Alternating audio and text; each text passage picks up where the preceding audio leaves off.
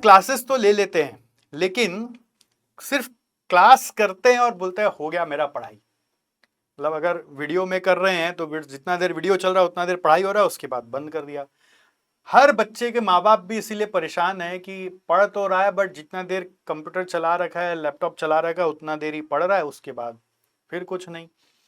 तो माँ बाप भी क्या देखना चाहते हैं कि आप अपने से कितना पढ़ रहे हो, तब उनको लगता है कि मेरा बच्चा कुछ कर रहा है, राइट।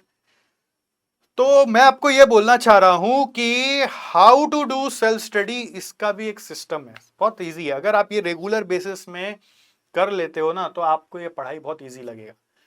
स्कूल वगैरह हम लोगों को इजी इसलिए लगता था क्योंकि मजबूरन वो रोज कुछ ना कुछ या हफ्ते में कुछ ना कुछ हम लोग को होम टास्क दे दे के पढ़ा देता था। बट यहाँ पे क्या होता है कि कोई सामने में नहीं बैठा हुआ है तो आपको वो पढ़ाई करने का ज़ील नहीं आता है। बट हम लोग भी जब स्टूडेंट थे ना, तो जैसा मैं बोला था आपको आगे इसके पहले भी, फाउंडेशन में जाके जब क्लासेस लिया ना, तो सर ने हमें कुछ एक मूल मंत्र दे दिया था। बोला तुम लोग अगर एक बार में पास होना चाहते हो तो एक ही गोल्डन रूल है, वो ये है कि जब भी मैं कोई चैप्टर तुम्हें पढ़ा दूं, उसका जाकर सारा सम्स को वापस बनाना है, उसका फॉर्मूला शीट्स बनाना है, और उससे जुड़े हुए जो इंस्टीट्यूट मैट हैं उसके जो सवाल हैं वो बनाना ही बनाना है। अगर आप ये कर लेते हो, जैसे हमारे केस में एक और दिव्य जड़ी बूटी बुक आपको मिलता है, तो वो भी बना लेते हो, तो आपका पढ़ाई एट पार चल रहा होता है। और आप उसको कोर्स खत्म होने के बाद जब दोबारा करते हो तो आपका कॉन्फिडेंस बढ़ जाता है।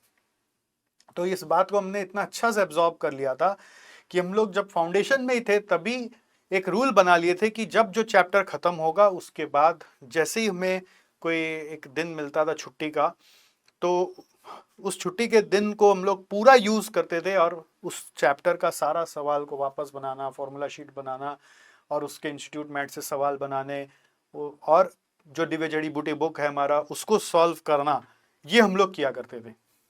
तो इससे हमारा इतना कॉन्फिडेंस बढ़ गया था कि हमारा सारे फ्रेंड्स ग्रुप का एक ही अटेम्प्ट में सबका सब पास हुआ, सबका सब। और जो इस प्रोसेस से भागा उसका ही अटेम्प्ट लगा, जो इस प्रोसेस पर रहा वो पास हुआ ही हुआ। तो ये मूल मंत्र है, आपको जो भी क्लास में पढ़ाया गया है उसका होमवर्क उसी दिन कर लेना है, अगले दिन तक डेफर नहीं करना है। कभी किसी कारण से नहीं हो पाया तो नेक्स्ट क्लास के पहले कर लेना है। सेकेंडली, आपको हर चैप्टर के बाद उस चैप्टर का सारा सवाल बना लेना है, उसका फॉर्मूला शीट बना लेना है, और उस चैप्टर का जो भी प्रैक्टिस बुक आपको मिला हुआ है उससे प्रैक्टिस भी कर लेना है। इतना आप रेगुलरली कर लोगे तो आपका सेल्फ स्टडी हो गया। अगर कोई भी क्लास में कुछ समझ नहीं आया तो उसका क्वेरी बुक एक अलग से बना के रखना है, क्वेरी बुक, कि ये क्वेरी मेरे आया इस पर्टिकुलर क्लास में या इस चैप्टर में, उसका सवाल ठीक से क्लैरिफाई कर लेना है। मैं नॉर्मली बोलता हूँ LKB करो और TTK करो, लेके बैठो और तोड़ तोड़ के पढ़ो। मतलब एक बार sit down with the chapter और sit down with the class notes again, try to rewind and do the things again, Google it, ChatGPT it, Claude it.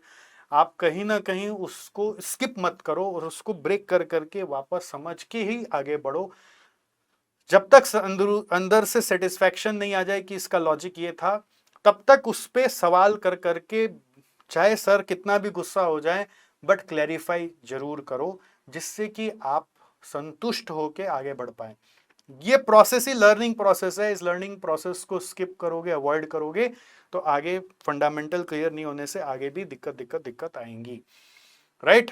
तो ये ही सेल्फ स्टडी करने का तरीका है और कोई भी तरीका नहीं है।